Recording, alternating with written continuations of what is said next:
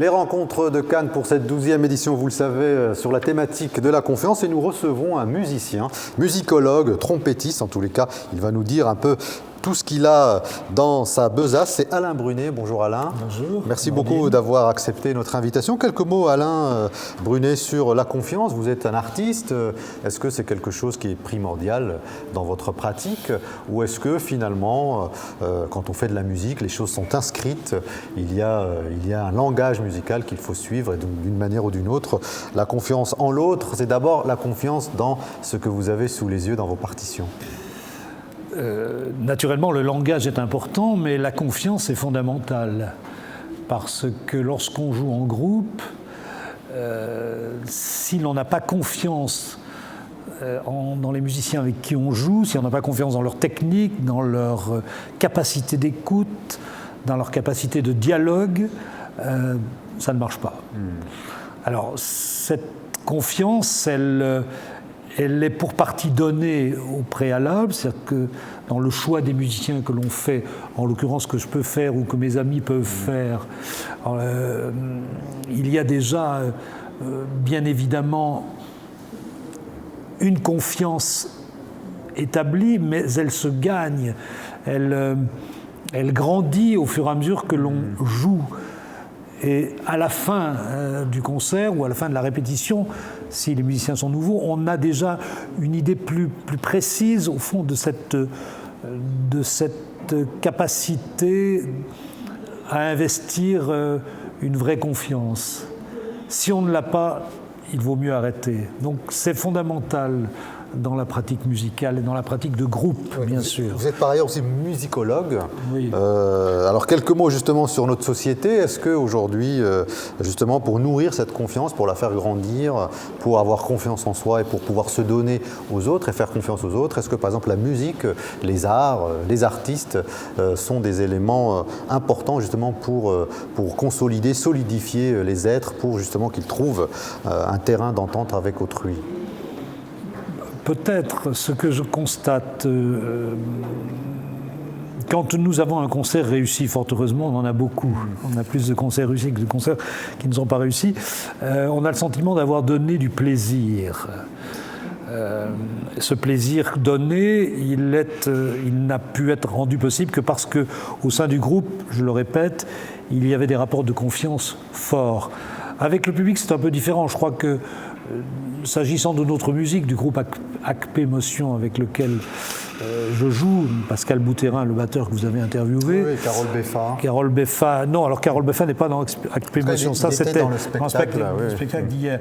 Ce que les spectateurs nous disent après le concert, c'est qu'on est très heureux parce que vous nous avez fait voyager. Vous avez fait voyager. On a beaucoup eu cette remarque après des concerts depuis quelques années que nous jouons. Alors, je ne sais pas où est la confiance là. En tout cas, ils nous ont fait confiance puisqu'ils sont venus au concert. Ils ont payé et ils n'ont pas été déçus. Donc, bon, voilà, on est content pour ça. La promesse a été tenue et ça nous finalement fait venir à la question de la promesse politique. On a beaucoup parlé ici pendant 2 jours justement du rapport entre les citoyens et la classe politique. Tout le monde nous a dit en gros, c'est pas sur la politique que se pose la défiance, mais surtout sur le personnel politique et sur les mécanismes en œuvre depuis quelques années en France. Vous, quelle est votre position aujourd'hui sur la société française, notamment sur cette thématique autour de la confiance des citoyens vis-à-vis de la classe dirigeante? Alors, j'ai pas de... Là-dessus, je ne vais pas répondre directement. Moi, je ne fais pas partie de ceux qui dénigrent le personnel politique. Je pense que sur l'ensemble du personnel politique, si on englobe tous les élus, les 36 000 maires, les conseillers départementaux, les conseillers régionaux, les parlementaires, l'immense majorité, je ne sais pas, je n'ai pas de pourcentage, mais il y a 98 ou 99% de ces gens-là sont des gens honnêtes. Naturellement, ceux qui ne le sont pas sont immédiatement visés par les médias, on le sait, c'est monté en épingle, et par conséquent, on peut en conclure que... Mais je ne participe pas de ça. Moi, je pense que l'immense majorité du personnel politique est honnête. Non, je crois que ce qui me paraît fondamental aujourd'hui, et qui est la cause, me semble-t-il, de cette rupture de la confiance, c'est qu'on est dans un environnement que les élus nationaux ne maîtrisent plus. C'est par là que depuis la dérégulation financière que Reagan et Thatcher ont amorcée dans les années 80, on est aux prises avec un capitalisme complètement dérégulé, qui provoque des souffrances considérables parce qu'au fond, l'argent règne en maître, il n'y a plus de règles pratiquement, et donc les citoyens, ceux qui sont les victimes de ce capitalisme dérégulé, sont évidemment des situations épouvantables et chargent ceux qui leur paraissent au fond les premiers responsables, c'est-à-dire les hommes politiques. Je pense qu'il faut véritablement qu'on arrive à maîtriser cette mondialisation. Tant qu'on ne la maîtrisera pas, on sera confronté à des problèmes humains dramatiques qui mettront en cause les institutions, qui mettront en cause le personnel politique, alors que je pense fondamentalement que c'est un problème qui les dépasse largement, qu'ils n'ont pas su évidemment maîtriser pour des raisons X ou Y, parce qu'ils n'expriment pas devant qu'ils n'expriment pas directement, absolument. Un chef de l'État aujourd'hui, français, même s'il a beaucoup de pouvoir, est en proie en permanence à des pressions qui sont contradictoires. Il a à faire des choix. Ces choix ne sont pas toujours bons. Je ne vise personne en l'occurrence parce que je pense que chacun a ses responsabilités. Mais là, il y a véritablement cet aspect mondial, ce capitalisme devenu fou qui suscite énormément de défiance et pour lesquels la confiance... La nécessité de rétablir la confiance va prendre du temps, va nécessiter des efforts, va nécessiter des prises de décision courageuses. Ce que je veux dire simplement, nous musiciens, nous agissons très peu sur la vie publique, mais on n'est pas non plus indifférent à ce qui se passe. Et notre dernier CD s'appelle Migration. Pourquoi ? Parce que nous avons voulu témoigner à notre manière, modeste. Avec votre langage. Avec notre langage. Qu'est-ce que l'on peut faire quand on est musicien ? On n'est pas élu, on n'est pas interviewé pour parler politique. Vous êtes bien le premier qui me questionne là-dessus et j'en suis heureux.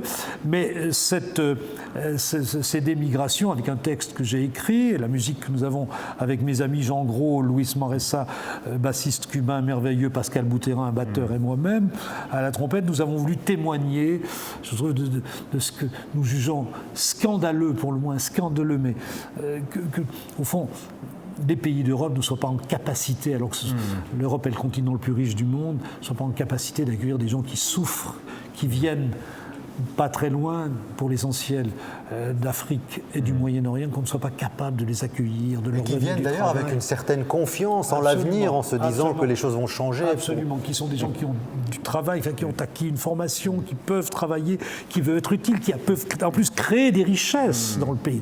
La France et dans d'autres pays d'Europe qui peuvent apporter leur savoir-faire et contribuer à créer des richesses, qui ne prennent pas, c'est prouvé par les statistiques, les études, qui ne prennent pas le travail des Français, des Allemands et autres, et qu'on n'est pas capable d'accueillir correctement, on est scandalisé par ça. C'est vraiment dommage que l'on ne puisse pas vous donner la parole sur la question des migrations, puisque vous dites que je suis le seul à vous poser des questions politiques.